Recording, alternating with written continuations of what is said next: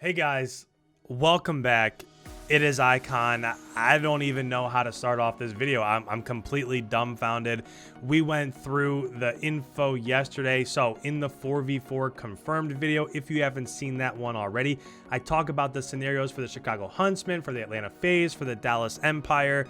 And it was just confirmed today that Clayster was dropped from the Dallas Empire's roster. And we'll go through all of that. But I just want to start off, man, I feel so bad for Clay.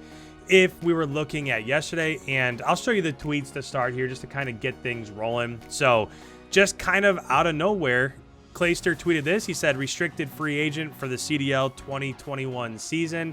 So since he's restricted, he doesn't really get the opportunity to just walk wherever he wants. It does have to be a trade scenario. You see that a lot in traditional sports, whether it's the NBA or NFL or whatever. But he is restricted, which means that the team is going to do whatever they feel best for them. I'm sure that they'll work together. You see a reply here from Sim. Good luck, pro. You deserve the minimum or the maximum. And there's a lot going on, but a little bit of Clay's replies here. We will go through and we will talk about these. He said, don't want to blow up Twitter, but man, this is heart-wrenching for me. Spent all night sobbing and chain smoking. Feels crappy to give it my all to accomplish something, attain that goal, then get back into the mix like it was all for nothing. Just want security. I told to understand a numbers business standpoint. It feels cold to me to whirlwind championship for a team and have them force my team option so they can sell me for a buyout instead of letting me walk for free. And that's exactly what I was just talking about. So even though he is a free agent, he's restricted. So, and I don't want to put anything against Hastro or any team owners, but they have to do what they have to do. Obviously, Clayster probably has a pretty expensive contract, so I'm sure that's playing into this a little bit. He goes on to say, for anybody saying anything about the timing, yes, it does suck to be so soon to such a huge victory, but I would so much rather be this where they told me ASAP so I can field options and figure out a new landing place that works. I'd so much rather have it this way. So I feel for him. It's better to figure out now than if you were to find out in 3 months, right? That's the last thing that you'd want to know. The game drops and you're looking for a place last minute. At least now there's a little bit of roster mania going on, especially because of the fact that just so many teams will be dropping one all over the place. But for me personally, I can't believe that it's Clay. It absolutely boggles my mind. We talked about this in the previous video, the 4v4 video. So if I'm looking at Dallas overall, because I did think that it was going to be kind of interesting what happens here, but I thought that there were absolutely two untouchables. I didn't see how Dallas gets rid of Clay. He's the in-game leader. He's the experience. He's the hype man. He's the culture builder. Everything that's going on with that roster really does come from Clay because we know Crim really isn't that type of professional. We know, ILLEY, HUKE, SHOTTZY, they're all pretty young. They don't really have that voice yet. This is the person you build a franchise around. I feel like in the league right now, and even right now, there's only a few of them to me. I feel like you can build around Clay, probably Simp, even though he's not that in-game leader, but he is just such a good player. That's somebody you can build around. Maybe Arcity's Envoy. There's a couple there with Chicago.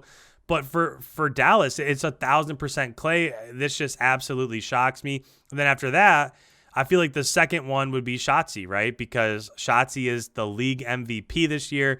He's absolutely one of the brightest stars in the Call of Duty League right now. So I felt like these two were two that you absolutely cannot get rid of. Then after that, just because of his experience and how he played in the finals and what he did throughout the course of the year, I thought HUKE was the third. And I talked basically at length in yesterday's video that I don't know what you do with Crim or ILLEY. I don't know how you really decide between those two players because you have your main AR in Clay.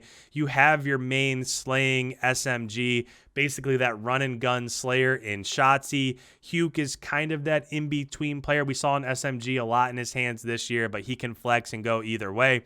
So to me, it was, do you want a second AR, in which case you would have picked Crim, or Do you want kind of that flashy SND star? ILLEY's always making flashy plays. He doesn't always have the best stats, kind of similar to Pristini, but he is the one that pulls out a sniper rifle, so you would also have that element to your game.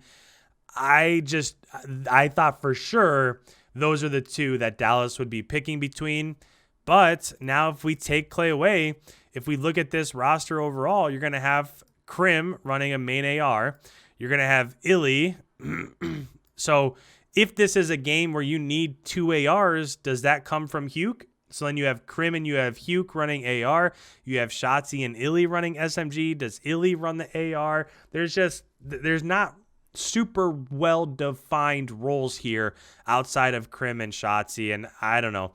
This is just a tough video for me because it's tough to just read the tweets from Clay. Obviously, he's heartbroken.